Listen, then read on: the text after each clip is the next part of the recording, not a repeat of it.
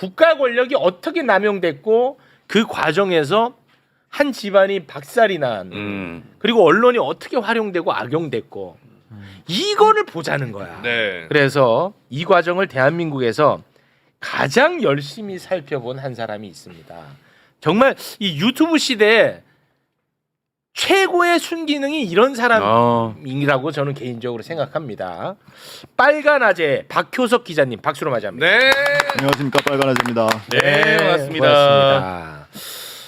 우리 기자님은 근데 왜 이 사건에 대해서 그렇게까지 인생을 걸면서 그 재판 다 가고 그러셨잖아요. 뭐 인생을 걸고 그렇게 한 건 아니고요. 아 그건 아니에요? 네. 그냥 한번 보고 싶었어요. 왜냐면은 제가 뭐 현직 기자 생활할 때도 법원 취재를 많이 했었거든요. 네. 근데 수사 과정에서 뭐 엄청 났잖아요, 보도가. 그렇습니다. 그때 당시 기억해 보면 뭐 기사가 100만 건이네, 70만 건이네 했거든요. 네.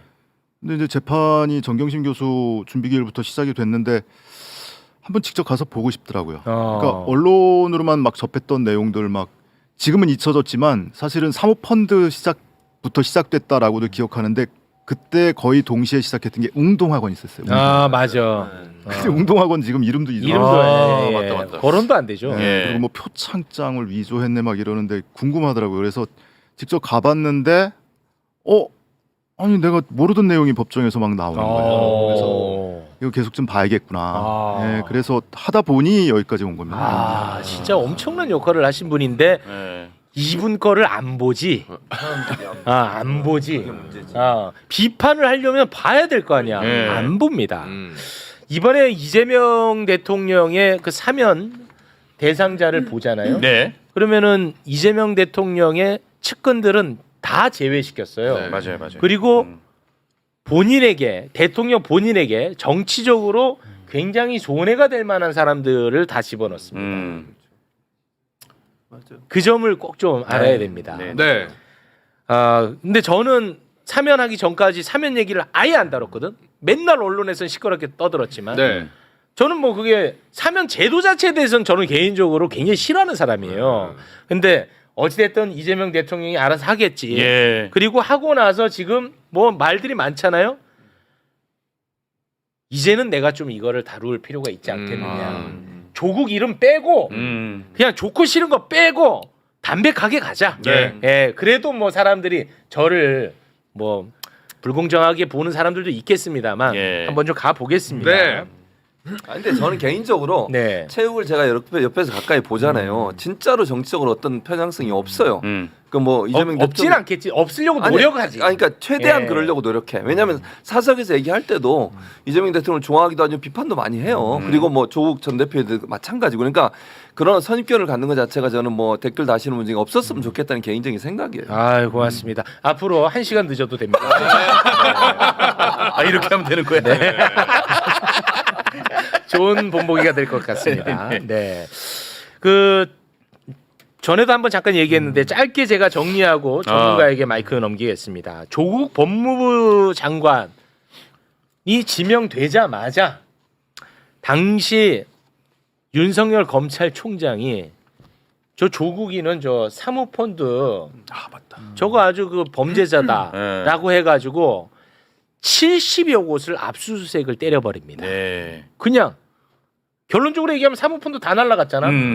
그러니까 그냥 정치적으로 압수수색을 했다라는 거잖아. 그렇지. 그러다가 최성해 동양대 총장이 검찰에 출석을 해서 정경심 교수가 동양대 표창장을 위조했다라는 식의 진술을 해버리고 이게 대대적으로 보도가 됩니다. 전혀 상관없는 사건 일 아니에요? 사모펀드랑은 전혀 관계없지. 그렇죠. 그래서 이때부터 입시비리로 프레임이 확 전환이 됩니다. 그리고 조국 후보자의 인사청문회가 있는 당일 밤 전격적으로 정경심 교수를 표창장 위조 혐의로 기소를 해버립니다. 한 번도 소환하지 않고. 근데 지금까지 나온 거에 결정적 역할을 한 사람이 누굽니까? 바로 최성해죠. 최성해. 그 진술했으니까. 거기서부터 이제 완전히 바뀌어 버리는 겁니다. 네. 근데 여러분에게 한번 소개를 해드린 적이 있는데 최성해는 당시 교비 횡령 의혹으로 검찰에 고발된 상태였어요. 네. 검찰이 무섭지. 맞아. 최성해가 검찰의 회유에 넘어가서 모해 위증을 했을 가능성이 저는 높다고 봅니다. 관련 녹취가 있거든요. 2020년 12월 최성해와 조카가 나눈 통화 다시 한번 또 듣고 옵니다. 나는 그때 위기절명이었어. 왜 위기절명이었냐면은 정경심 교수가 우리 학교 있는 한은 우리 학교는 이상하게 흘러가게 될 거고, 또 하나는 뭐냐면 조국이가 대통령 되면은 법무부 장관 돼갖고 순서대로 발부가 되면은 우리나라 망한다 이 생각을 했는 거야. 매우 모해 위증을 했을 가능성이 높죠. 네. 거의 솔직히 말하면 99%잖아. 그렇지. 네. 그리고 최성해는요. 조국 장관이 자기한테 전화를 해서 네. 최성해 총장님 표창장 발부 최성해 당신이 내 부인 정경심에게 그 표창장 발부하는 거 위임했다고 말 좀 해줘. 조국 장관이. 조국 장관이 이렇게 이야기를 했다고 얘기를 했어. 최성해가. 최성해가. 그리고 그 녹취가 있다고 얘기를 했어요. 네네. 그래서 신뢰도가 엄청 올라가 버린 거야. 녹취가 있다고 하니까. 그러니까 야 이것만 딱 보면은 예. 야 조국 봐라. 얼마나 구린 게 많으면은 최성해를 통해서 위증을 이렇게 부탁을 했을까 이렇게 생각을 했단 말이야. 그래서 여론이 확 뒤집혔단 말입니다. 그런데 그것은 기자가 시킨 거짓말이다 라는 이야기를 우리 기자님 앞에서 한 영상이 있어요. 그래요? 예. 네. 그리고 2023년 최성해가 어떤 연단에 서서 조국을 막기 위해서 내가 작업을 했다. 이렇게 자백하는 영상도 있습니다. 네네. 영상 보고 오겠습니다. 그때 조국 전 장관을 전화를 바꿔줘서 통화했다고 하셨잖아요. 했지요. 그 녹취록 있다고 하셨잖아요. 녹취록 갖고 녹취록은 계십니까? 있다 했는 것보다 처음에는 있다는 소리 안 했어요. 나중에 하셨죠. 예, 처음에는 뭐냐면은 녹취록이 아니 그러니까 이거부터 확인해 주세요. 중앙일보 기자가 이야기를 하더라고. 그 녹취록이 왜 없다고 이야기합니까? 있다고 이야기를 해야지 저 사람들이. 아니 뭐 녹취록이 없다 하면 저 사람들 계속 세워될 거라고. 중앙일보 기자가 허위 주장을 사주했다는 말씀이세요? 중앙일보 기자인지 하여튼 뭐 기자가 한 80여 명 또 중에 말을 바꾸십니까? 한 사람이니까 잘 모르겠어요. 어떤 기자인지. 근데 그러면 그때 사실과 다른 주장하신 거는 인정하세요? 녹취록 있으십니까? 녹취록이 없는데 근데 왜 있다고 하셨습니까? 이야기 돌라고 하라 그래. 그래서 내가 처음에는 이야기 그 말이 뭐냐면 누가 그렇게 지시하셨나요?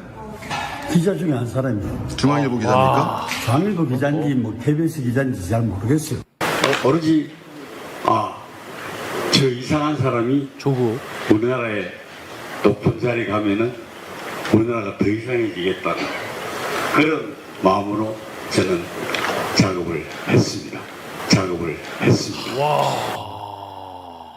제가 여기서 하나만 여쭤볼게요. 신인규 변호사님. 네. 지금 본 영상 본 적 있어요? 저는 오늘 처음 처음 봤습니다. 보죠. 네. 박교석 기자님 박수 한번 부탁드리겠습니다. 감사합니다. 갑자기요? 이게 자백한 거 잡았잖아요. 자백했잖아. 자백. 되겠죠. 이제 판결문에 저 최성해 총장이 조국하고 통화를 했고 위임했다고 해달라. 그 당시에는 다 그렇게 하지 않았냐. 우리 민희 이뻐하셨잖아요. 민희를 봐서라도 그렇게 해주세요라고 진술했다고 판결문에도 적혀 있어요. 판결문에도 적혀 있어요? 와, 조국 진짜 미치겠다. 장관이 그렇게 이야기했다라고 판결문에 돼 있다고. 판결문에 적혀 있어. 최성해가 조국한테 그렇게 들었다고 진술한 걸로. 아니 이 영상 어디 국가기관에 좀 제출을 좀 하세요. 그래서 뭐 지금 뭐 사면이 이제 기화가 돼서 오늘 저도 이 자리에 나왔지만 사실은 사면보다 더 중요한 거는 저런 것들이 켜켜이 쌓이고 나면 이 사건이 수사나 재판 당시에 왜곡됐던 것들이 바로 잡히는 시기가 언젠가 오지 않을까. 그 시기를 향해서 가야 하지 않나 뭐 이런 생각을 하죠. 그리고 또 어마어마하게 유명한 악질적인 검사들의 모해 위증성 행위. 네. 대표적으로 하나만 좀 소개를 해주시면 어떨까 싶습니다. 서울대 그 공익인권센터 인턴. 아, 예, 예. 네. 이게 시간이 조금 필요할 수밖에 없는데 좀 짧게 해야 되는데. 표창장만 많이들 기억하시잖아요. 입시 네. 관련해서. 예, 예. 네. 우리 신인규 변호사님도 그때 이제 처한 이제 자리가 있었으니까 비판 논평도 내고 하셨었는데 뭐 인턴십 확인서, 체험 활동 확인서 뭐 이런 것들이 그렇지. 허위다. 이렇게 그 중에 대표적인 것 중에 하나가 서울대 공익인권법센터 인턴십 확인서예요. 그렇지. 엄마는 표창장 주고 위조해서 주고 아빠는 인턴십 확인서 줬다. 이런 인턴 하지도 않았는데 확인서를 써줬다 이거야. 그래서 그 대표적인 증거, 예. 쟁점이 됐던 게 뭐냐면 사진 하나 좀 띄워주시겠습니까? 바로 증거 쟁점. 예, 그 이 세미나에 예.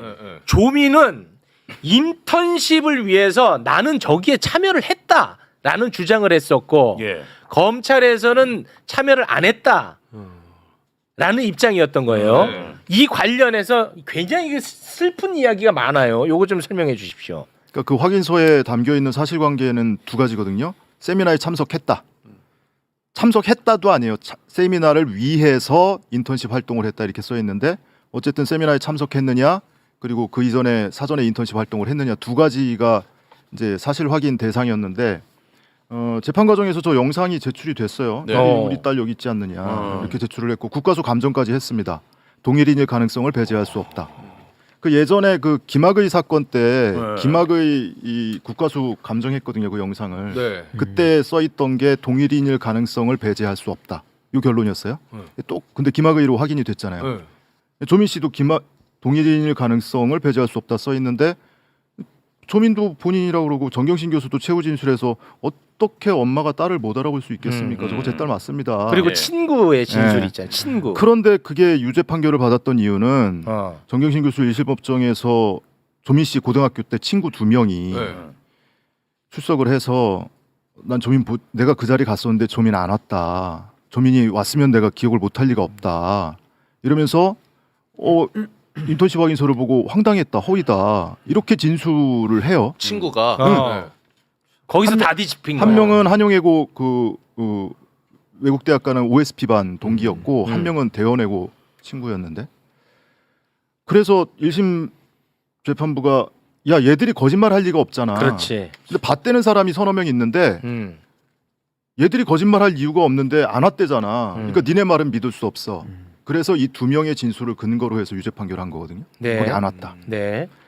근데 이 두 명의 친구가 정경심 교수 1심 유죄 판결 끝나고 조국 대표 재판이 진행 중일 때 네. 다시 한번 증인으로 출석했어요. 네. 조국 대표 법정에. 예, 이 중요한 얘기입니다. 거기서 양심 선언을 합니다. 아. 그 친구들이요? 네.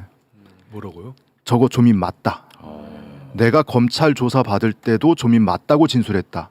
딱 보자마자 조민이라고 했다. 와. 근데 진술서에는 안 써 있어요. 와. 두 명이 다. 지금 봐도 99% 조민이다. 내가 기억이 안 나는 거는 그때 조민이 왔는지 안 왔는지 또는 대화를 나눴는지 안 나눴는지 자체에 대한 기억이 없는 거다. 조민이 오지 않았다라는 기억이 아니고 진술서에 진술을 했는데도 그렇게 써 있다는. 그러면은 이제 1심에서 유죄 판결했던 근거가 사라지잖아요. 네. 판결 조국 대표 재판이나 정경심 교수 항소심에서는 판결이 뒤집혀야 되잖아요. 네. 그냥 안 뒤집혀요. 아. 왜? 조민이 왔든 안 왔든 상관없어. 그거는 판단할 필요가 없어. 왜? 그 이전에 보름 동안 인턴 활동 했다고 했는데 그거 안 한 거잖아. 그러니까 이거는 판단 대상도 아니야. 그리고 그냥 눈치고 넘어가 버린 거예요. 와, 진짜 너무 그리고 그 학생 중에 한 명은 그 이틀 뒤엔가 본인의 SNS에 장문의 이 참회 글을 썼단 말이에요. 아. 잘못했습니다. 제가 지금 나오네요. 민희 가족분들께 진심으로 사과드립니다. 조민 씨가 맞습니다. 분명히 참석했습니다. 이렇게 참회 글을. 근데 이 친구를 뭐라고 할 수가 없죠. 안타까운 그 일이었고 저 학생 가족이 엄마 아빠가 검찰에 11번 불려가서 조사를 받았고요. 와. 저 장군도 검찰에 3번 조사를 받았는데 첫날 처음 조사 받을 때 변호인도 없이 가서 새벽 3시 반까지 조사했어요. 심야 조사. 와. 3차 조사를 아침에 출석했거든요. 근데 조사 시작된 게 오후 1시 반이에요. 그래서 3시간 반 동안 뭐 했냐고. 그때 검찰이 영상을 보여주면서 진술을 받았어요. 뭐 했겠어요 그때? 신윤기 변호사님 뭐 했겠습니까 그때? 뭐 아무래도 지금의 검찰을 놓고 본다면은 뭐 회유나 이런 것들이 했을 가능성이 강하게 되게 의심되죠. 크죠. 의심되죠. 네. 네. 그리고 저 친구 아버지도 출국 금지되고. 와. 강하게 수사를 하니까. 말이 되냐? 아니 출국 금지를 그러니까 그 아버지가 장영표 교수, 당국대 장영표 교수인데 그때 왜 기억 떠올려 보시면 스펙 품앗이 막 이런 표현 언론에 등장하고 그랬잖아요. 네. 예, 그 상황 사이다 이거예요. 그러니까 서로 이렇게 뭐 스펙을 밀어줬다 이런 대상이어서. 그러니까 너네 집안도 한번 좀 들어갈래? 이거야. 그러면은 봐봐. 예를 들어서 우리 집안이야. 너야. 근데 조민 아니다 한마디면은 다 해결될 것 같아 분위기로. 그럼 아니라고 할 수 있잖아 솔직히. 우리 집안이 다 망가지고 있는데. 아니, 그러니까 그 학생이 젊은 학생 얼마나 무서웠겠어요. 무섭지. 당연히 새벽 3시까지 첫날 불러가지고 그래. 변호인도 없이 자기 법정- 가족들 다 털리고. 그렇지. 뭐 출국 금지 당하고 이런 상황이 되면 이 아이는 그렇게 결정할 수밖에 없다고 저는 보여요. 검찰이 얼마나 악랄하냐고. 한 가족을 이렇게까지 풍비박산 만들 수 있다는 협박을 통해서 진술을 바꾸게 만들었다. 이게 어디서도 못 들을 수 없는 얘기 한 가지만 말씀을 드리면 저 아버지 장영표 교수가 법정에 증인으로 나왔단 말이에요. 그리고 이제 증인 신문을 다 끝냈어요. 네. 그럼 재판장이 이제 퇴정하세요 할 거 아니에요. 네. 근데 장영표 교수가 증인석에서 일어나서 검사석으로 갑니다. 재판이 진행 중이에요. 네. 근데 검사들한테 인사를 하고 악수를 청하면서 검사님들 고생 정말 많으셨습니다. 그러고 조국 대표 측 정경심 교수 측 변호인을 향해 보면서 변호인은 적입니다. 와. 뭘 액션을 취해주네. 그리고 장윤표 교수 본인의 검찰 조사 당시에 진술 조서에 4차 조서인가 6번 출석했거든요. 4차 조서에 맨 끝에 본인이 자필로 저희 가족은 전 가족이 수사에 적극적으로 협조하였으니 이 점을 감안하여 주시기 바랍니다. 이렇게 써놨어요. 와. 진짜 무섭다. 무섭다. 그리고 법정에 와서 검사님들 고생 많으셨다고 재판 진행 도중에 악수 청하고 변호인들한테 욕하고. 이런 거에 관심 가져야 되지 않아? 왠지 알아? 우리 가족이 당할 수 있어요. 그렇죠. 이런 얘기를 해야 되는 거야. 그 사실은 조국 전 대표 가족 다음으로 버금가게 저 가족이 굉장히 괴롭힘을 많이 당한 거죠. 네. 아들을 볼모 삼아서. 왜냐하면 예. 아들도 생활기록부 제출했거든요. 검찰이 제출하라고 그래서. 근데 아들 스펙이 또 화려해요. 뭐 서울대에서 논문도 썼고요. 고등학교 때. 뭐 이런 것들이 있으니까. 예. 그러니까 볼모 잡아놓고 그런 진술 받아낸 거죠. 그러니까 다시 한번 말씀드리겠습니다. 조국이 훌륭하다는 얘기가 아닙니다. 국가 권력이 어떻게 악용되는지 네. 얼마나 위험한지를 얘기하자는 거예요. 근데 아직도 그 체육이 족바당 족바 막 이러고 아유 진짜 여러분 진짜 이거 관심 안 가지면 여러분이 당할 수 있습니다. 아까 무섭다, 최욱 진짜. 씨가 얘기했잖아. 조국이라 이런 걸 빼고 거기에 누가 있든 타국을 넣으라고 했잖아. 그러니까 타국. 그 사람이 이런 일을 당하고 그게 본인 일이라면 과연 그 어떻겠냐는 거야. 그렇습니다. 이건 정말 견딜 수 없는 일이에요. 그렇습니다. 있을 수 없는 일이지. 아니, 그러니까 저는 이번 사건의 본질 자체가 그러니까 검찰권의 행사의 남용이잖아요. 그러니까 잘못되게 표적을 해가지고 그렇죠. 한 사람을 갖다가 소위 말해 조지는 식의 예, 이런 그 얘기를 수사 하자는 거야. 방식인데, 전 여기에 대해서는 정말 이제 우리 사회에 대한 그 환기도 상당히 지금 많이 돼 있는 이런 상황에서 네. 검찰에 대한 검찰청 해체 그 책임과 이번에 조국 대표에 대한 사면으로 아마 그걸 이재명 대통령께서도 마무리를 하려고 했던 것 같고, 네. 저는 그 동일한 행태에 대한 문제 제기는 지속돼야 된다고 생각합니다. 그게 이제 가장 대표적인 게 윤석열 정권하에서 벌어진 사실 송영길 전 대표에 대한 네. 수사거든요. 네. 그러니까 그런 방식을 검찰이 계속 써왔다라는 것을 또 알려야 되고, 또 우리 정대택 선생님도 그렇습니다. 그걸 20년을 당하신 네. 거잖아요. 그러니까 네. 이런 부분들에 대한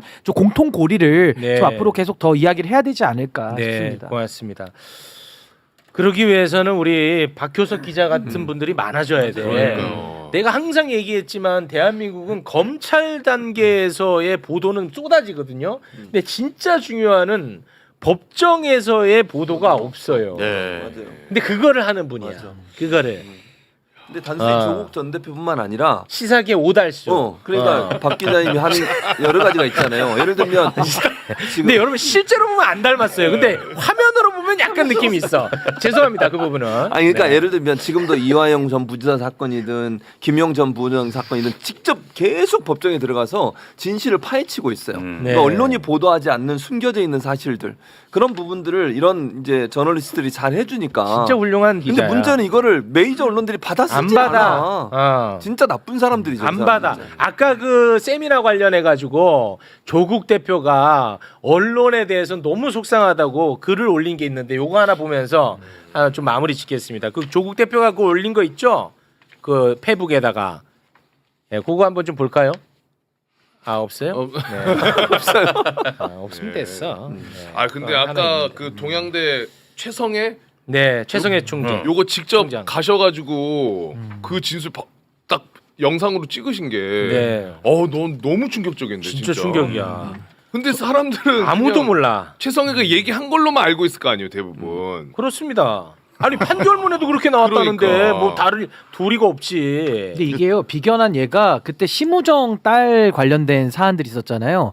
거기에 대해서는 언론이 쓰지도 않았어요. 그러니까 보도도 안 되는 상황에서 당시 이제 조국 전 장관 사건에서는 뭐 언론이 뭐 엄청나게 그때 당시에 썼던 것도 좀 기억이 나고 네. 그러니까 그런 또 차이점도 있기 때문에 이건 아마 검찰과 또 언론과의 그런 관계성 이런 부분도 한번 더 반성을 같이 해야 되지 않을까 그런 언론이 생각이 진짜 듭니다. 무섭네요. 언론이 제일 언론이. 문제라니까. 언론. 그 대비가 되잖아요. 그러니까 최성애 말로는 없다고 했는데 아이 왜 그걸 없다고 하냐 있다고 해야 지금. 아니, 그러니까 네. 그 말도 믿을 수가 없어요. 아, 그 뭐 말도? 그것도 예. 최성애 총장 스타일이 뭔가 하나의 단서를 가지고 여기에다가 이거저거 살을 막 붙여요. 그래서 하나의 사실에 여러 가지 허구를 섞어서 그것이 진실인 양 얘기하는 스타일이라서 네. 어디서 어디까지 거짓이고 사실인지는 참 판단하기가 근데 녹취 없는 거는 뭐 그거는 사실이고 그건 거짓말한 것도 사실인 거죠. 그 아니, 부분은. 뒤에 가서는 또 그래요. 한 5, 6초 녹음이 됐더래요. 아이씨. 아이 거기 근데 아이 뭐 장난치. 약간 뭐 하는 거야? 뭐야 이 사람. 근데 그걸 기자가 지웠대요. 에이. 약간 이해하지. 약간 명태균 계열. 약간 계열이 비슷해. 아이 할아버지 뭐야 도대체.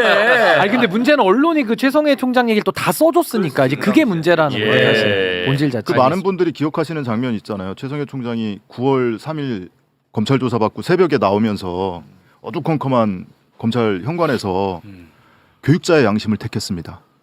이러면서 발급해 준 적 없다고 했던 그 장면. 굉장히 신뢰감 가는 표정과 음성으로 그 얘기를 해서 거기에 많은 사람들이 아마 속아 넘어가지 않았을까. 하는 생각이 아그 조국 대표 페북이 준비됐다고 하는데. 네. 야 이거 보면은 진짜 이게 진짜 기가 막힙니다. 그 아까 얘기했잖아요. 조국 그 딸 친구. 그 조민을 본 기억은 없다. 하지만 조민은 맞다. 인 건데 네. 조민은 맞다 얘기는 싹 빼. 그리고 서울대 세미나에서 본 기억 없다만 딱 쓰는 거야. 뒤에 얘기는 쏙 빼고. 그러니까 본 기억 없다라는 게 안 왔다라는 의미가 아니고요. 왔는지 안 왔는지 그러니까 내가 그거 자체가 기억이 안 나요. 그렇지. 근데 사진하고 영상 보니까 그럼 조민 조민 맞네. 맞다 했거든. 근데 뒤에 거는 빼. 앞에 것만 딱 쓰는 거야. 언론이. 다 좋다 이거예요. 그럼 검찰 조사할 때 그렇게 진술을 했었는데 왜 조서에 안 써 있냐고요. 조서에 안 써 있는 거는 이제 검찰 문제고 이거는 언론 문제고. 다 복합적으로. 그러니까 언론이 양쪽을 다 보도해야 되잖아요, 사실을. 근데 선택과 배제를 통해서 지들이 원하는 방향으로 사건을 이끌고 가기 위해서 안 좋은 것만 선택해 쓰고 좋은 건 빼버리는 거예요. 이런 방식이 언론의 아주 잘못된 보도 행태 중에 하나죠, 사실은. 네. 아무튼 뭐 시간 관계상 이제 마무리하시는 것 마무리해야 같은데 됩니다. 그 인권법 센터 인턴십 확인서에 두 가지 사실관계 있다고 그랬잖아요. 세미나 참석했느냐, 이전에 보름 동안 인턴십 활동했느냐. 네. 근데 인턴십 활동 안 했다라고 계속 판단을 한 건데 그것도 보름이 아니고 1년 전부터 한 활동 기록이 다 나왔어요. 아 그것도 와 씨. 그래도 유죄. 그래도 유죄. 야, 이거는- 야 10개월 동안 했다고? 야 확인서에는 보름 동안 했다고 써 있잖아. 요 보름 동안 한 거 아니잖아. 뭔 소리야? 그러니까 허위. 뭔 소리 하는 거야? 어처구니가 없네 진짜. 듣고 싶으시면 말씀해드리고요. 아니 그 이런 내용을 처음 들으면 어떻게 어처구니가 없네 진짜. 어처구니가 없잖아 지금 여기 다 처음 들었잖아 우리는. 어떤 체험활동 확인서는 90시간을 했다고 써 있는데 야 우리가 계산해 보니까 많이 해봤어야 72시간일 것 같은데 그러니까 허위. 자기 아니, 그러니까 90하고 72가 다르다는 이유로 음. 그게 말이 돼요? 18시간. 그래서 이제 뭐 시간이 없어서 우리 대한민국 언론인, 정치인은 뭐 이재명 대통령의 사면에 대해서 비판하고 뭐 그거 다 좋아. 뭐 자기들 알아서 할 문제고. 예. 언론인 분들이 이 조국 사면에 대해서 비판을 할 수 있다고 봅니다. 비판을 하려면 알고 비판해야지. 최소한 이 정도는 알고 비판하면 인정. 여기까지 말씀드리면서 박효석 기자님과는 여기서 인사 나누겠습니다. 다 처음 듣는 얘기지? 네네. 에휴 진짜. 이런 거 좀 많이 알아가야겠다 진짜. 다 끝났어 임마. 박효석 기자님께 제가 그 오달수 발언 사과하면서 그런 생활해야지. 그러도록 하겠습니다. 아 괜찮아요. 유튜브 하면서 많이 듣고 있어요. 실제로 보면 안 닮았어. 네, 안 닮았어요. 네. 대단히 고맙습니다. 고맙습니다. 감사합니다.